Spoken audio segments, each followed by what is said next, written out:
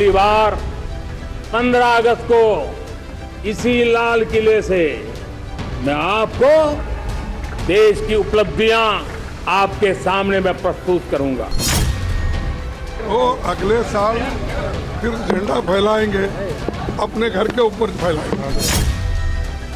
इन दिनों जो मैं शिलान्यास कर रहा हूं ना, आप लिख के रखिए, उसके उद्घाटन भी आप सबने मेरे नसीब में ही छोड़े हुए हैं। ये तो देखिए घमंड है ना, घमंड है। कोई भी सत्ता में आए या जाए, या कोई कितना भी बड़ा राजा महाराजा, कोई भी लोग जो है परमानेंट नहीं होता। आने वाले 5 साल में मोदी का गारंटी है, देश पहले 3 वैश्विक इकोनॉमी में अपना जगह ले लेगा। ये पक्का जगह ले लेगा। मोदी जी अगला बार आप हरा पाएंगे? नहीं पारा पाए, अंतिम है उनका, आगे हम लोग मेरा अखंड अतुट एक निष्ठ विश्वास है कि 2047 में जब देश आजादी के 100 साल मनाएगा, मेरा देश विकसित भारत बन के रहेगा। प्रधानमंत्री जी की जो स्पीच थी वो एक फेयरवेल स्पीच थी। हालात खराब हैं और देश एक नई सरकार की तरफ देख रहा है। भ्रष्टाचार से मुक्ति, भ्रष्टाचार के खिलाफ जंग, हर इकाई में, हर क्षेत्र में ये मोदी के जीवन का कमिटमेंट है। Always nice to live in optimism.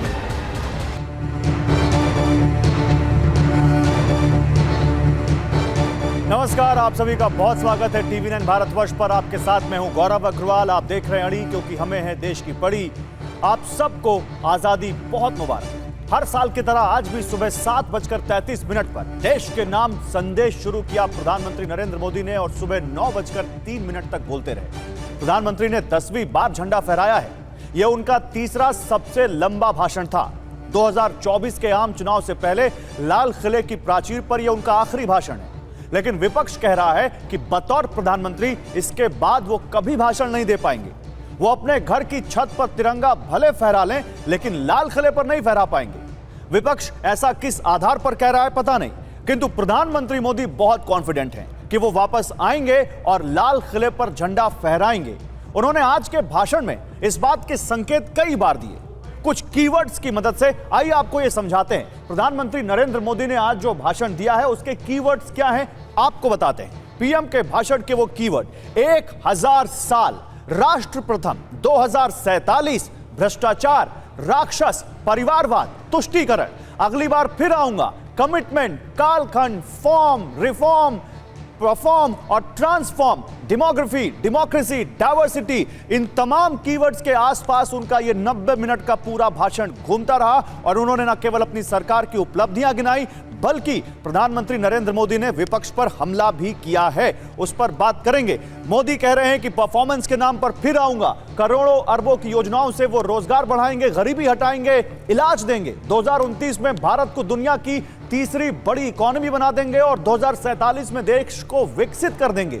जबकि विपक्ष कह रहा है कि मोदी की वापसी नामुमकिन है। वो कह रहे हैं मोदी नहीं आ पाएंगे। और लेकिन इस सब के बीच दिल्ली में एक और भाषण हुआ। वो भाषण ज्यादा लोगों ने ध्यान नहीं दिया, लेकिन बहुत अहम भाषण है। और यह भाषण दिया है आम आदमी पार्टी के संयोजक और दिल्ली के सीएम अरविंद केजरीवाल ने। उन्होंने कुछ बड़े दावे किए। बिग वॉल पर आपके सामने वो दावे हैं। उन्होंने दावा किया कि 10,000 करोड़ में 1 लाख मोहल्ला क्लिनिक पूरे देश में वो खोल देंगे।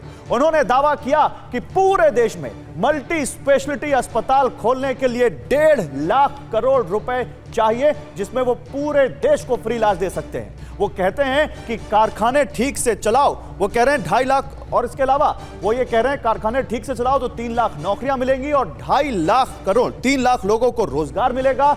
और देश में 6% जो महंगाई है, वो अगर दिल्ली की बात करें तो यहां मात्र 2% महंगाई है। बाकी राज्यों में 6% महंगाई है, क्योंकि यहां बिजली, पानी, इलाज मुफ्त है, और मात्र 2% महंगाई यहां पर है।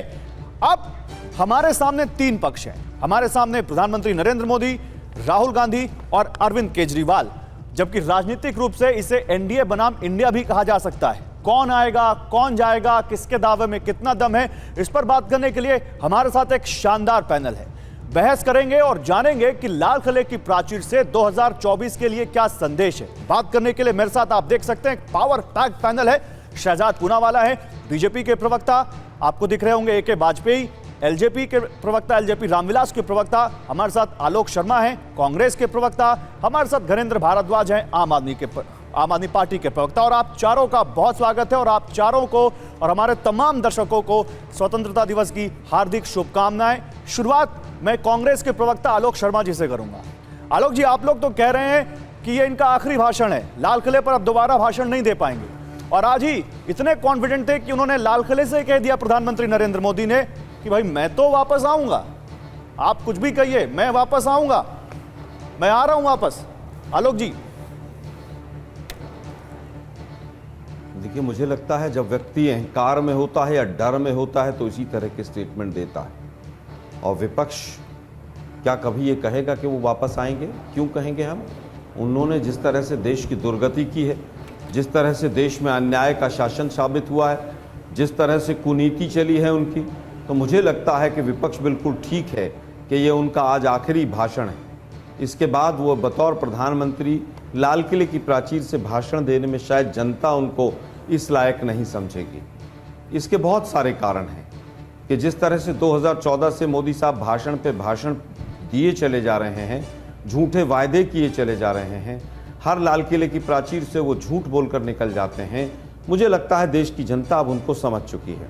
आज उन्होंने कहा कि भ्रष्टाचार पर मैं देश को कहना चाहता हूं कि मैं ईमानदारी के साथ भ्रष्टाचार से लड़ाई लड़ रहा हूं। मुझे लगता है कि अगर सबसे कम ईमानदारी और बदनीयती के साथ भ्रष्टाचार की किसी प्रधानमंत्री ने लड़ाई लड़ी तो वो देश के प्रधानमंत्री आज के वर्तमान के मोदी जी। तमाम भ्रष्टाचारियों को अपनी पार्टी में शामिल कर लिया, जिनको कहा गया कि वो भ्रष्टाचारी हैं 70,000 करोड़ के, और तमाम प्रवक्ता उनको चक्की पीसिंग करते थे, उसको अपनी पार्टी में शामिल कर लिया।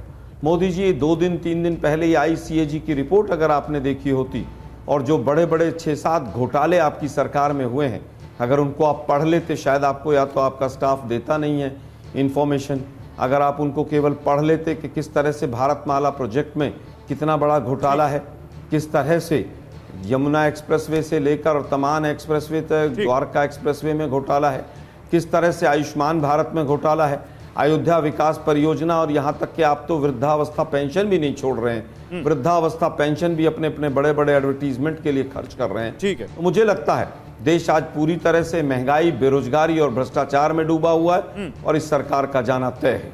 ठीक है, देखिए आलोक जी, एक और यहाँ पर जरूरी अपील थी, एक जरूरी सूचना थी जो मुझे आपके बोलने से पहले देनी चाहिए थी, लेकिन कहते हैं देर आए दुरुस्त आए। तो मैं अपने तमाम पैनलिस्ट से, आपसे भी और हमारे तमाम पैनलिस्ट से एक अपील करना चाहता हूँ कि इस शो में सोशल मीडिया की कोई भी क्लिप, क्योंकि आज एक चलन बन गया, लोग दिखाते हैं, कोई भी क्लिप हमारे शो में तब तक ना दिखाएं जब तक वो वेरीफाई ना हो। और हम ये उम्मीद करते हैं आप सभी से कि आप हमारी कानूनी मजबूरियां वो समझते होंगे। आप सभी से ही अपील करता हूं। अब क्योंकि आलोक जी आप बोल चुके हैं, तो मैं शहजाद आपके पास आता हूं। शहजाद, वो कह रहे नहीं आएंगे, प्रधानमंत्री कह रहे आएंगे, यानी आप कह रहे आएंगे, तो जरा हमारे दर्शकों को बता दीजिए जल्दी से एक नटशेल में कि वो क्या आधार हैं जो इतना कॉन्फिडेंस दे रहा है आपको। देखिए, सबसे पहले तो स्वतंत्रता दिवस की सभी को शुभकामनाएं, और आज भारत माता का स्वतंत्रता का दिवस भी है और मेरी माता का जन्म दिवस भी है, तो दोनों माताओं को नमन करते हुए देखिए प्रधानमंत्री ने क्या कहा। माता जी को शुभकामनाएं। बहुत बहुत धन्यवाद। देखिए, प्रधानमंत्री जी ने क्या कहा, रिफॉर्म, परफॉर्म, ट्रांसफॉर्म, और ये ट्रांसफॉर्मेशन हुआ है ना, स्कैम इंडिया से स्टार्टअप इंडिया, तुष्टिकरण इंडिया से टेक्नोलॉजी इंडिया, डायनेस्टी इंडिया से डेवलपमेंट इंडिया, डिजिटल इंडिया, ये सारी चीज़ें हुई है। आज कल्पना कीजिए, पहला संबोधन जब प्रधानमंत्री ने किया तब 2 निशान और 2 विधान थे। आज लाल किले से लाल चौक तक एक ही निशान, एक ही विधान है, क्योंकि 370 की दीवार हट गई है। 10वें स्थान पर अर्थव्यवस्था थी, आज 5वें स्थान पर आ चुकी है, 30 स्थान पर जा रही है। पर कैपिटा इनकम डबल हुई है, 11 करोड़ लोगों तक नल से जल पहुंचा है, 12 करोड़ तक टॉयलेट्स पहुंचे हैं, 100% टॉयलेट कवरेज हुआ है, 13 करोड़ लोगों को गरीबी रेखा से बाहर निकाला गया है। तो ये सारी चीज़ें ट्रांसफॉर्मेशन के रूप में हुई है। परंतु डिफॉर्मेशन देखिए, और अहंकार इसी को कहते हैं। मुझे देखिए आलोक जी की बातों से याद आ रहा था मणिशंकर अय्यर का वो बयान, याद है, ये व्यक्ति चाय बेच सकता है अगर चाहिए कांग्रेस दफ्तर के बाहर, पर देश का प्रधानमंत्री नहीं बन सकता। ये मणिशंकर अय्यर का बयान, और हूबहू ऐसा बयान आज आलोक शर्मा जी दे रहे हैं। और देखिए, अहंकार किसको कहते हैं? अहंकार उसको कहते हैं कि भारत माता की हत्या हो गई, भारत की सेना पर सवाल, भारत की जनता को राक्षस कहना और भारत के सार्वजनिक समारोह का आज बहिष्कार करना। और क्या कारण दिया जा रहा है? कारण यह दिया जा रहा है कि हमारा पार्टी का कार्यक्रम था। मतलब कि पार्टी का कार्यक्रम देश के कार्यक्रम से ज्यादा जरूरी। मैं आऊंगा आपको उत्तर देने का मौका दूंगा। कार्यक्रम देश के कार्यक्रम से कहीं ज्यादा जरूरी हो सकता है क्या?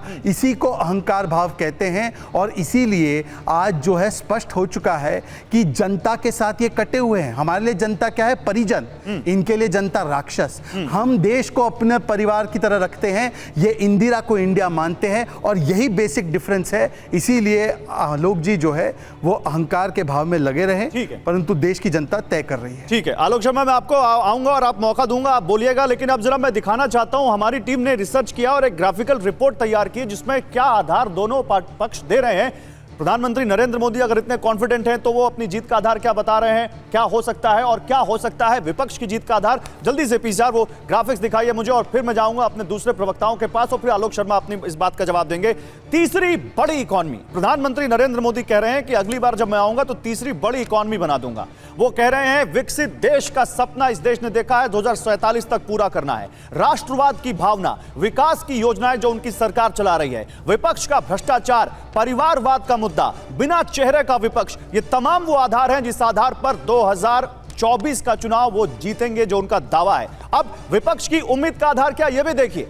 विपक्ष की उम्मीद है एकजुटता, एकजुट विपक्ष। मणिपुर की हिंसा, बढ़ती महंगाई, बेरोजगारी, नूह के दंगे, सीबीआई और ईडी का मुद्दा, यूनिफॉर्म सिविल कोड का मुद्दा, ये वो तमाम मुद्दे हैं जिनकी वजह से विपक्ष को उम्मीद है कि वो वापस आ सकते हैं। आप एक हिसाब से कह सकते हैं कि ये वो दो मॉडल हैं जो पक्ष और विपक्ष ने चुन लिए अपने हिसाब से, जो वो रखेंगे जनता के सामने जब वो जाएंगे वहां पर। लेकिन धर्मेंद्र भारद्वाज, मतलब ये एक संदेश था, ये भाषण था, मुझे समझ में नहीं आया, आप समझा देंगे तो ज्यादा अच्छा होगा। आज अरविंद केजरीवाल ने जो कहा है, जो मैंने अभी दिखाया, वो क्या था? वो क्या मोदी मॉडल की कार्ड थी जो केजरीवाल ने सामने रख दी है?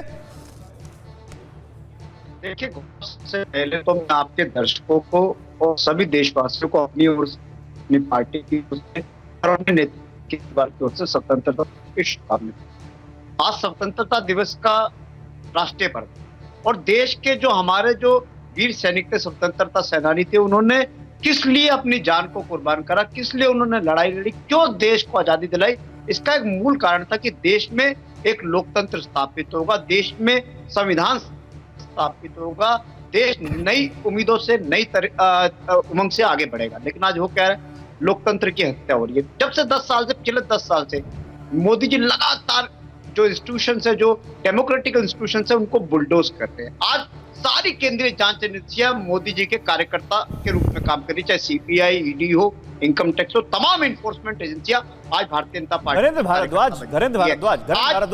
भारद्वाज आप बड़े अच्छे प्रवक्ता हैं। सुनिए, मैंने ना कांग्रेस के बीच में टोका ना बीजेपी के बीच में टोका, मैं आपके बीच में भी नहीं टोकना चाहता था, लेकिन आप प्रधानमंत्री मोदी के ऊपर बोलना चाहते हैं या अपने नेता के हाई पॉइंट पर बोलना चाहते हैं? मैं दोनों बात। नहीं तो पहले आप अपने नेता के हाई पॉइंट पर बोल दीजिए। क्या यही वो मॉडल है जो आप मोदी मॉडल के सामने रख रहे हैं? गौरव, केजरीवाल मॉडल ऑफ गवर्नेंस ये क्या कहता है? केजरीवाल मॉडल ऑफ गवर्नेंस ये कहता है कि जहां पे लोगों की बात हो रही है, और Kejriwal model of governance Delhi के लोगों ने पहले एक्सेप्ट करा। हमने दिल्ली के अंदर, ये लोग कहते थे जी बिजली फ्री नहीं हो सकती, पानी फ्री नहीं हो सकता, अरे महिलाओं की यात्रा तो बिल्कुल फ्री हो सकती, बुजुर्गों की तीर्थ यात्रा तो बिल्कुल ही नहीं हो सकती, सरकारी स्कूल तो ठीक हो ही नहीं सकते, सरकारी अस्पताल तो ठीक हो ही नहीं सकते, सरकारी अस्पतालों में इलाज और दवाई तो मिल ही नहीं सकती, तमाम लोग कहते थे। लेकिन हमने दिल्ली में इस मॉडल को करके दिखाया, दिल्ली के लोगों ने एक्सेप्ट करा, उसके बाद पंजाब के लोगों ने एक्सेप्ट करा, गुजरात ने हमें 5 एमएलए दिए, गोवा ने 2 एमएलए दिए। Arvind Kejriwal model of governance का असर यह है कि आज कश्मीर से लेकर कन्याकुमारी तक हर म्यूनिसिपैलिटी में, हर पंचायत में, हर जगह हमारे निर्वाचित सदस्य, क्योंकि देश के लोगों की उम्मीद है, देश के लोग चाहते हैं कि जैसे दिल्ली में अगर बिजली पानी फ्री हो सकते हैं, स्कूल और अस्पताल फ्री हो सकते हैं, तो देश के दूसरे हिस्सों में क्यों नहीं हो सकते? आज अरविंद केजरीवाल ने अपना विजन बताया, उन्होंने एक विजनरी मॉडल दिया है, और निश्चित तौर पर केजरीवाल मॉडल ऑफ गवर्नेंस में देश की उम्मीद है, देश के लोगों की उम्मीद और अपेक्षा है जो केजरीवाल मॉडल ऑफ गवर्नेंस के साथ है। एक Kejriwal model of governance, Kejriwal model of governance, Alok ji एक मिनट, गणेंद्र भाई पूरी को आते हैं एक मिनट। आपने बड़ा अच्छा कीवर्ड दिया मुझे, केजरीवाल मॉडल ऑफ गवर्नेंस, आप ही की बात कर रहा हूं। एक मिनट गणेंद्र भाई आते हैं। Alok ji, Kejriwal model of governance, India के सामने तो बड़ा अच्छा मॉडल है, तो क्या इंडिया यानी आपके पार्टियों का गठबंधन इस मॉडल को अपनाएगा और यही अब मोदी मॉडल की काट होगी इंडिया की तरफ से, केजरीवाल मॉडल ऑफ गवर्नेंस? नहीं, एनडीए मॉडल की जगह मोदी मॉडल कोई कह सकता है तो केजरीवाल जी की अपनी पार्टी है, उनके प्रवक्ता कह सकते हैं केजरीवाल मॉडल ऑफ गवर्नेंस। नहीं, लेकिन वो इंडिया का हिस्सा है, इसलिए मैं पूछ रहा हूं। आलोचना अगर अभी एलजेपी के प्रवक्ता कह दें कि मेरा चिराग पासवान का मॉडल है, तो मैं शहजाद पूनावाला से पूछ लूंगा कि क्या वो मॉडल मोदी जी लेकर आएंगे? वो आपके सामने आपके बगल में पैनल में बैठ के कह रहे हैं केजरीवाल मॉडल ऑफ गवर्नेंस, और वो आपके हिस्सा हैं। अरे भाई, 2 राज्यों में सरकार है, वो अपनी मॉडल ऑफ गवर्नेंस क्यों नहीं दे सकते? इसमें क्या दिक्कत है? अगर उनके मॉडल ऑफ गवर्नेंस में कुछ चीजें अच्छी होंगी तो इंडिया भी उसको एक्सेप्ट करेगा, जो चीजें खराब होंगी उनको हम भी रिजेक्ट कर देंगे। मैं कह रहा हूं उस पर आलोचना, उस पर वाद विवाद हो सकता है, लेकिन अगर केजरीवाल जी की सरकार है तो अपने मॉडल को कह सकते हैं। बहुत सी चीजें ऐसी हैं, मैं भी उनका आलोचक हो सकता हूं, आप भी आलोचक हो सकते हैं, लेकिन दुर्भाग्य यह है कि अभी शहजाद पूनावाला जी ने कहा कि कांग्रेस ने बायकॉट कर दिया। मतलब कहाँ से झूठ थे? अमित मालवीय जी और मोदी जी ने सबको सिखा दिया है। हमने कहा कि हमारा एक टाइम फिक्स होता है एआईसीसी का, और सिक्योरिटी की वजह से वापस नहीं आ सकते थे खड़गे साहब। शाम का राष्ट्रपति भवन में प्रोग्राम है, उसमें भी जाएंगे, लेकिन ठीक है, उनको झूठ बोलने की आदत है। उन लोगों ने कहा अभी 100% टॉयलेट कवरेज हो गया पूरे देश में। पता नहीं कहाँ से आंकड़े लाते हैं। अभी तक परिवार और परिजन नहीं थे मोदी जी के, अभी तक पिछले 9 साल से भाइयों बहनों मित्रों से काम चल रहा था, अब उनको परिवार और परिजन दिखने लगे हैं क्योंकि अगले साल चुनाव है।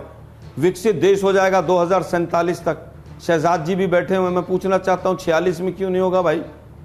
47 का मुहूर्त निकाला है पंडित जी। ठीक है, मुझे लगता है कि केवल नारे दे देना 2022 में सब किसानों की आमदनी डबल हो जाएगी, वास्तविकता ये हुई कि 32 नहीं आलोक जी, इस पर अभी बात करेंगे, लेकिन आपने बड़ा अच्छा यहाँ पर एक तर्क दिया। मैं जरा 2 तस्वीरें दिखाना चाहता हूँ आलोक जी, आपको 2 तस्वीरें दिखाना चाहता हूँ। आपने यहाँ बताया कि खड़गे साहब वहां क्यों नहीं पहुंचे, लेकिन ये झूठ है, और झूठ क्यों है मैं बताना चाहता हूँ। 2 तस्वीरें दिखाना चाहता हूँ यहाँ पर, फिर आलोक जी आप आगे बोलिएगा इस पर। जरा वो 2 तस्वीरें दिखाइए पीसीआर।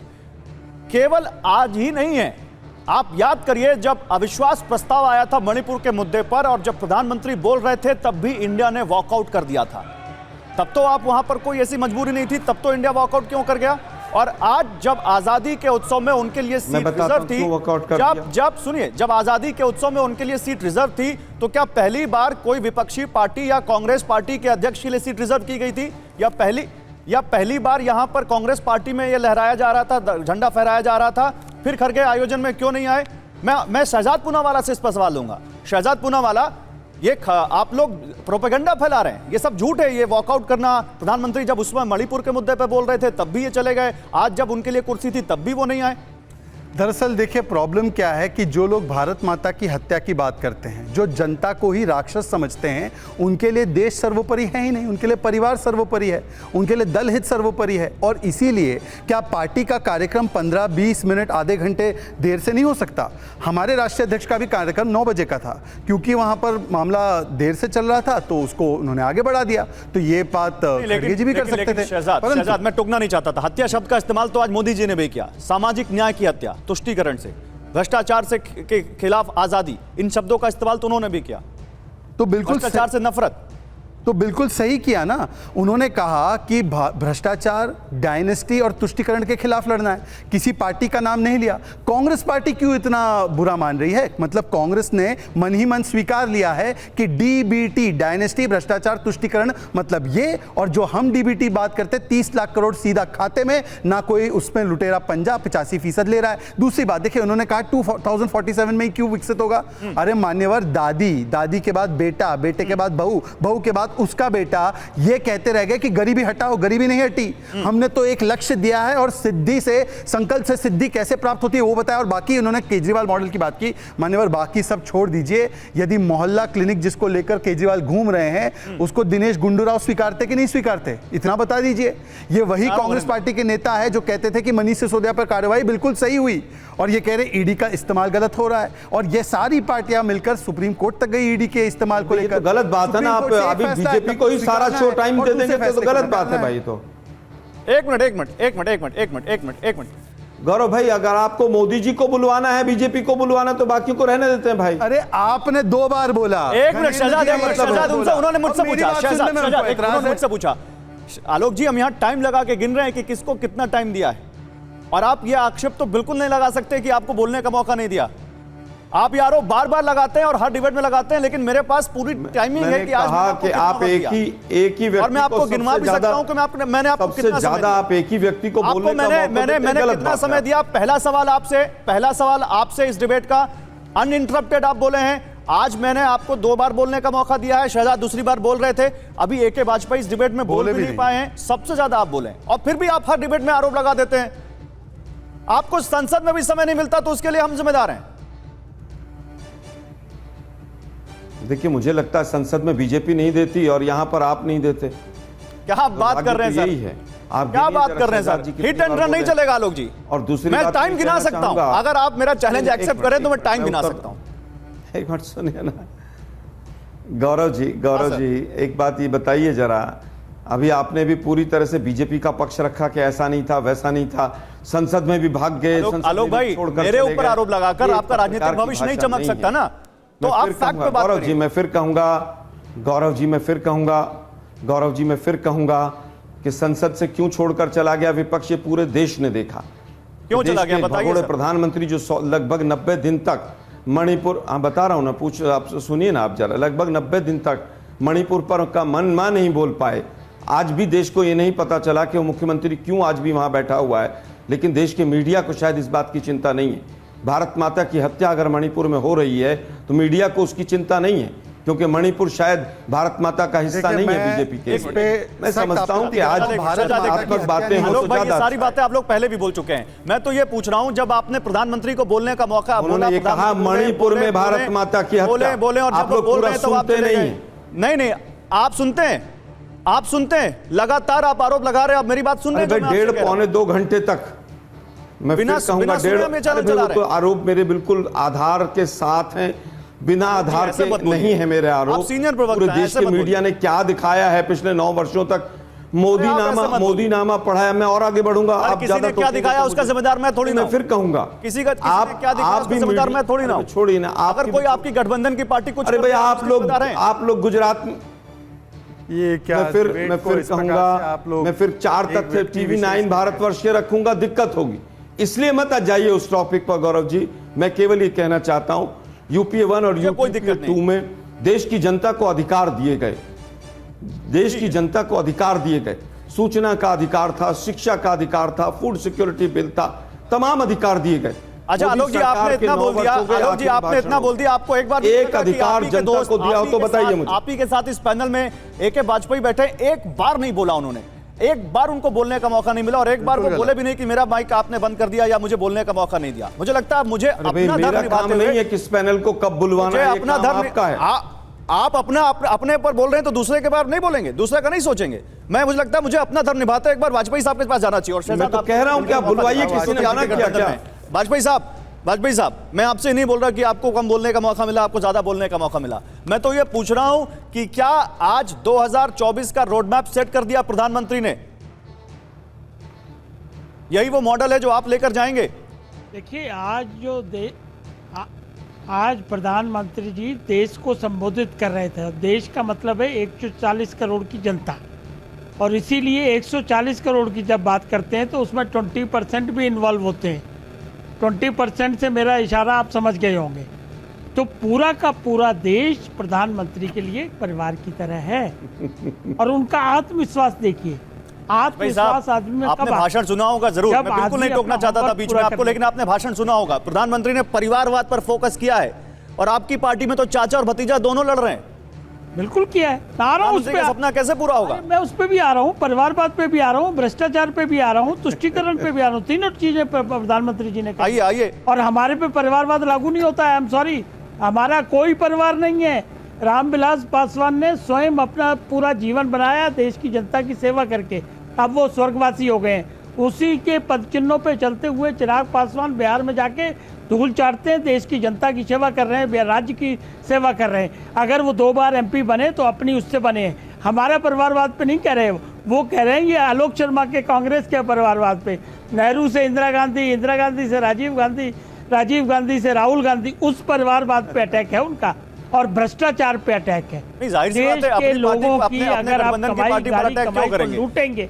जाहिर सी बात है, अपनी पार्टी के गठबंधन पर अटैक क्यों करेंगे? हालांकि इधर चौटाला का परिवार भी है, JJP वहां हरियाणा में, इधर ये LJP आपके पास आपका परिवार भी है। मोदी जी का ये नहीं है कि मेरी पार्टी का है या दूसरे की, नहीं गौरव जी सुनिए, मोदी जी सुनिए वाजपेयी साहब, बात 2024 की है। मुझे शहजाद के पास जाना है, घरेन्द्र जी के पास जाना है। मैं आइए जरा दिखा देता हूं कि लोकसभा में किसके पास कितनी सीटें 2024 के बारे में, क्योंकि हम बात कर रहे हैं, ये जानना जरूरी है। आइए जरा बिग वॉल पर दिखाते हैं, विजय दिखाइए जरा यहां पर, क्योंकि ये जब आप देख लेंगे तो आपके बाद में आपको समझ में थोड़ा और समझ में आ जाएगा किसके पास कितनी सीटें। आप देखिए NDA 2019 और 2023 को देखें तो 352 से 335 पर इस वक्त स्थिति दिखती है। और अगर आप बात करें यूपीए की तो 91 से बढ़कर जो अब इंडिया हो चुका है 144 पर दिखता है। यहां पर लोकसभा सीटों का मैं आपको यह आंकड़ा दे रहा हूं, ये लोकसभा सीटों का आंकड़ा। लेकिन अब सवाल यह है कि अगर यहां पर परसेंटेज में निकालें, शिवसेना और एनसीपी का वोट शेयर इसमें शामिल नहीं है, ये आप समझिए जरा ध्यान से इसको। और फिर यहां पर आप देखिए कि ये 45% जो वोट है वो 2023 जहां आज हम बात कर रहे हैं यहां 43% पर टिकता है। और ये यूपीए 27% से एनडीए की बात करें, क्योंकि उन्होंने कई सारी पार्टियों को अपने साथ जोड़ा है, कई सारी पार्टियां जो कभी एनडीए में थी आज वो यूपीए इंडिया में है, तो ये 37% के आसपास। यानी जो ये अंतर है, ये इतना बड़ा अंतर वो घट के यहां पर कम होता है, ये जो आप देख रहे हैं। लेकिन सवाल ये नहीं है शहजाद, ये तो आगे चलकर अंतर और कितना कम होगा और कौन सी पार्टी इंडिया में जाएगी, कौन सी पार्टी एनडीए में जाएगी, तो देखना होगा। लेकिन सवाल यह है कि आज जो आपके ऊपर जो सवाल जो उठाया है खड़गे साहब ने, वो ये कह रहे हैं कि भाई आपके यहाँ हम क्यों मिलने जाएं, हम आपके यहाँ क्यों जाएं आपके समारोह में, आप तो हमारा माइक तक बंद कर देते हैं। आप तो हमको बोलने का मौका नहीं देते और अपने ढोल पीटते हैं अपना। चलिए मैं इसका जवाब देता हूं। मुझे एक बात बताइए गौरव जी, इस देश में कार्यक्रम आरंभ किया गया आज़ादी का अमृत महोत्सव, जिसमें कि देश के जो हमारे स्वतंत्रवीर सेनानी हैं, चाहे भगवान बिरसा मुंडा हो, सरदार पटेल हो, नेताजी हो, उनको हमने श्रद्धांजलि अर्पित करते हुए सरदार पटेल की सबसे भव्य मूर्ति खड़ी की। एक बार गए स्टैच्यू ऑफ यूनिटी पर, नेताजी की मूर्ति कर्तव्य पथ पर डाली है, एक बार गए कांग्रेसी वहाँ पर श्रद्धा सुमन अर्पित करने के लिए। इसमें क्या राजनीति थी? आज हर घर तिरंगा कार्यक्रम चल रहा है। मेरी बात सुन लीजिए ना, माइक बंद किया था क्या? मेरी बात सुन लीजिए, मैं उस पर भी आ रहा हूँ। किसका कौन माइक बंद कर रहा है? मान्यवर ऐसा है, पूरे विपक्ष को बंद करने का काम इमरजेंसी में हुआ 75 में, और उसके बाद 18 सांसदों को किस प्रकार से सस्पेंड करने का काम तेलंगाना के बिल के समय पर हुआ, और ब्लैकआउट करने का काम आंध्रा बाइफर्केशन बिल में हुआ। तो मुझे लगता है कि ऐसे लोगों को तो सवाल उठाना ही नहीं चाहिए। परंतु मैं सवाल पूछ रहा हूँ, हर घर तिरंगा कैंपेन, इसमें कोई राजनीतिक चीज़ है? भारत मंडपम से वाइस प्रेसिडेंट ने उस कार्यक्रम का आरंभ किया। बताइए एक कांग्रेसी नेता जिसने अपने घर पर तिरंगा लगाया हो, या एक कांग्रेसी नेता जो वहाँ पर गया हो? सोनिया गांधी ने लगाया क्या? पिछले बार भी उनको आग्रह किया गया, क्या किया उन्होंने? अब तिरंगे से क्या ऐतराज है? आज के सार्वजनिक समारोह में क्या ऐतराज है? और इसीलिए मैं कहता हूं, ये भाई बहुत देर से आप उंगली उठाए हैं, आपको अभी आऊंगा आपके पास, बोलिएगा। अरविंद केजरीवाल ने तो बड़ा संदेश दिया है, लेकिन एक मिनट, आपने कहा कांग्रेस पार्टी को क्या तिरंगे से ऐतराज है? आलोक शर्मा, ऐतराज है? दीजिए मेरी एक वाक्य पूरा जान दीजिए।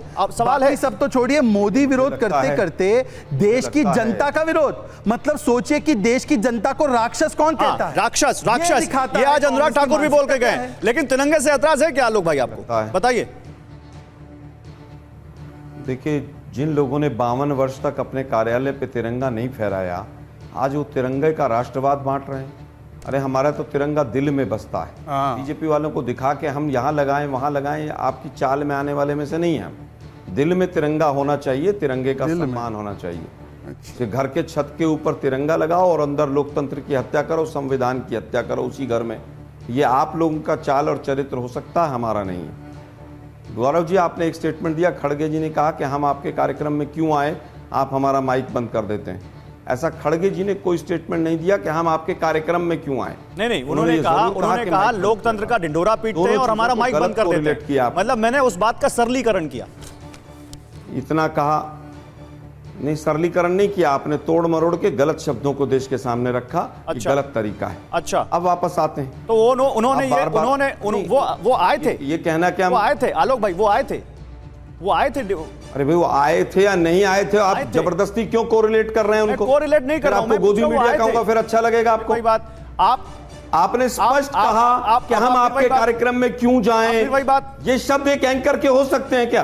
कैसे? और ये थोड़ा शब्दों पर ध्यान होने चाहिए। मैं जो पूछ रहा हूं, मैं अरे फिर वही बात, मैं आपसे पूछ रहा हूं, वो आए थे नहीं आए थे ना? भाई मैं फिर कह रहा हूं, आपने कहा खड़गे जी ने ये कहा कि हम आपके कार्यक्रम में क्यों जाएं, ये शब्द नहीं बोले खड़गे जी। सर आए थे, लेकिन दिक्कत ये है आप लोगों को मोदी नामा पढ़ते पढ़ते आप लोग कुछ भी कहेंगे। नहीं पढ़ रहा हूं, वो छोड़िए। अब मैं आपसे जो सवाल पूछ रहा हूं आप उस पर नहीं आ रहे। अरे भाई आपने जो सेंटेंस बोला वो गलत बोला, उस पर माफी मांगनी चाहिए, ऊपर से बहस कर रहे हैं। गलत है, आए नहीं थे तो और क्या? आपने गलत स्टेटमेंट यूज किया, आपने गलत स्टेटमेंट यूज किया, आपको माफी मांगनी चाहिए। आपको माफी मांगनी चाहिए। आपने यहां पर कहा कि वहां पर नहीं आए थे, ये बताइए, मैं आपसे पूछ रहा हूं।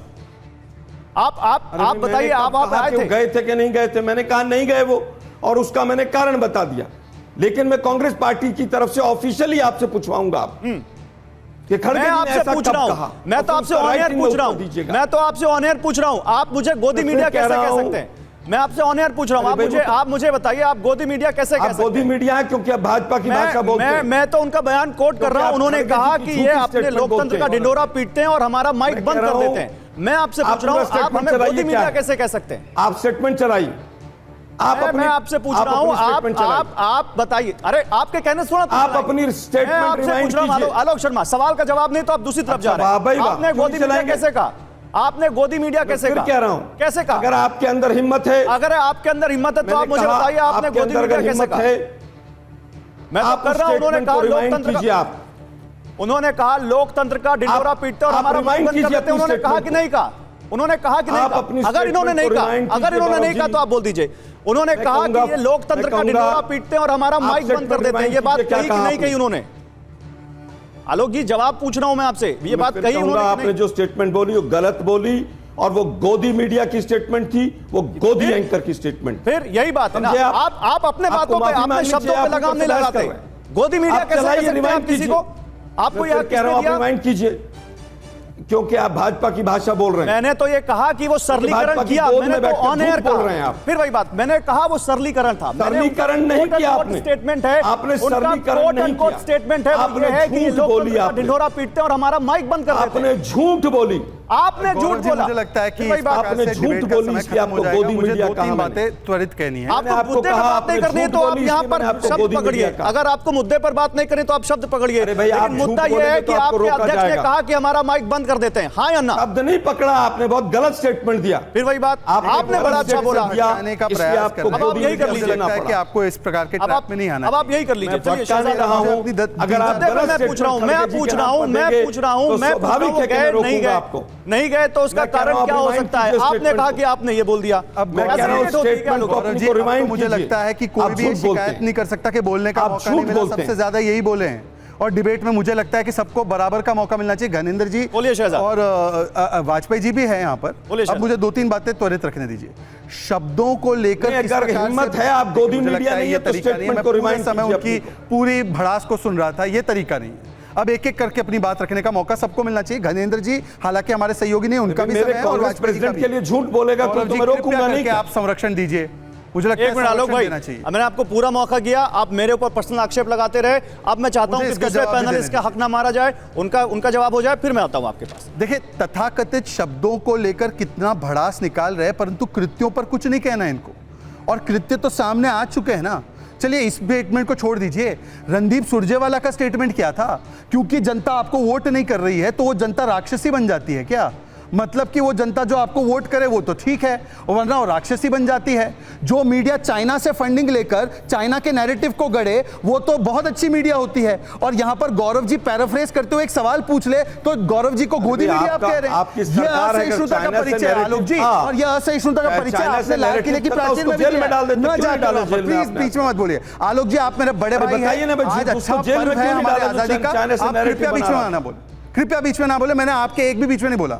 अरे भाई बताइए ना मुझे, लोकतंत्र में चाइना से अगर नैरेटिव बन रहा था तो आपकी सरकार पकड़ चल रही थी। मीडिया को गोदी मीडिया बोलेंगे और बताइए ना भाई, पैसा लेकर केवल आरोप लगा के भाग जाओगे क्या? कर रहा है कोविड से लेकर वैक्सीन पर, चाइना से पैसा तो पीएम केयर्स फंड में मोदी जी ने ना एक बार उसके विषय में तो आपकी प्रवक्ताओं की लाइन ने उनको डिफेंड करने का काम पैसा लिया किया। देश की मीडिया को आप गालियां देंगे यहाँ पर, ये नहीं है तरीका। अब मुझे केवल बताइए चाइना से पैसा लिया है हाँ या ना? अच्छा ठीक है आलोक भाई, अभी आपने सवाल पूछ लिया। शहजाद जल्दी से 20 सेकंड में फिर घनेंद्र जी के पास जाऊंगा। देखिए मैं तो केवल 2 या 3 बातें करना चाहता हूं। ये आज घनेंद्र जी से पूछना चाहता हूं, अरविंद केजरीवाल चाहे लाख दुश्मनी हो हमसे, गए थे कि नहीं गए थे आज के कार्यक्रम में? क्या अरविंद केजरीवाल जी का सार्वजनिक कार्यक्रम नहीं था क्या? उसके बाद उन्होंने जाकर भाषण भी दिया, दिल्ली सरकार का कार्यक्रम था, शायद उनकी पार्टी का भी संभवतः रहा होगा। पर क्या देश के कार्यक्रम को छोड़ा जा सकता है पार्टी के कार्यक्रम के लिए? वाजपेयी जी की पार्टी का कार्यक्रम नहीं था क्या?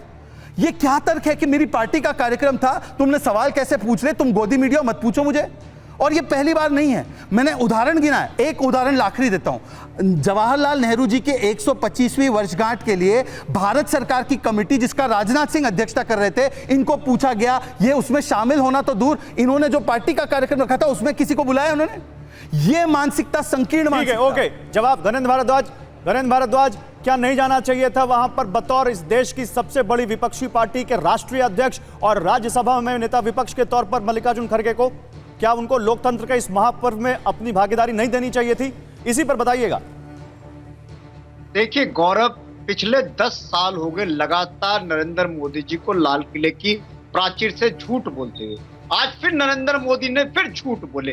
देश नरेंद्र मोदी के झूठ सुन सुन के परेशान आ चुका है। देश को नरेंद्र मोदी ने कहा था कि मैं आऊंगा। अनिल भाई मुझे मालूम है आप गठबंधन धर्म से बंधे हुए हैं, मुझे मालूम है, लेकिन मैं आप बोल दीजिए गलत है सही है। मल्लिकार्जुन खड़गे पर क्योंकि बहुत बात हो चुकी है तो मुझे आपका पक्ष भी जानना है। मल्लिकार्जुन खड़गे बतौर इस देश की सबसे बड़ी विपक्षी पार्टी के राष्ट्रीय अध्यक्ष को वहां पर जाना चाहिए था, नहीं जाना चाहिए था, हाँ या ना? आप अपनी बात बोलिएगा।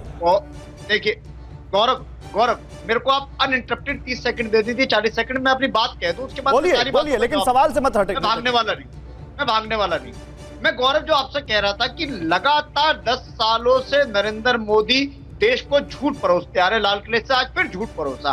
नरेंद्र मोदी ने कहा था, मैंने थोड़ी कहा था, उन्होंने कहा था 2020 तक हर गरीब को घर मिल जाएगा, क्या मिल गया? उन्होंने कहा था हर किसान की आय दुगनी। मान्यवर आप यमुना की सफाई करवा लीजिए, पहले सवाल का जवाब दीजिए। हर साल 2 करोड़ लोगों को रोजगार दूंगा, क्या मिल गए? क्या आज देश की हालत क्या? भाई मेरे पास समय खत्म हो चुका है, 10 सेकंड में जवाब दे रहे हैं कि नहीं दे रहे हैं? आज देश देख रहा है, आपको देश देख रहा है। घनेंद्र भारद्वाज मेरे सवाल का जवाब नहीं दे रहे हैं। जाना चाहिए था मल्लिकार्जुन खड़गे को कि नहीं?